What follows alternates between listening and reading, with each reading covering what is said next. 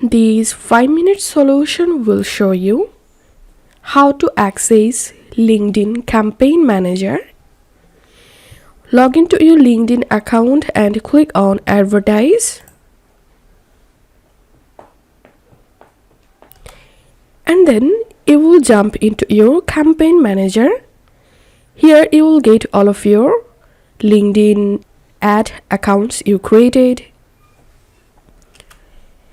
To create a new LinkedIn ad account, click on Create, select Account, and then follow next steps to create your new ad account.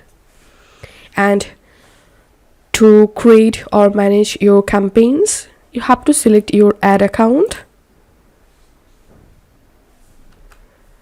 And here you will get all of your created campaign and campaign groups.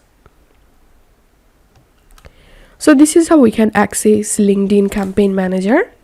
If you find this video helpful, make sure to subscribe 5-minute solution. See you in the next video.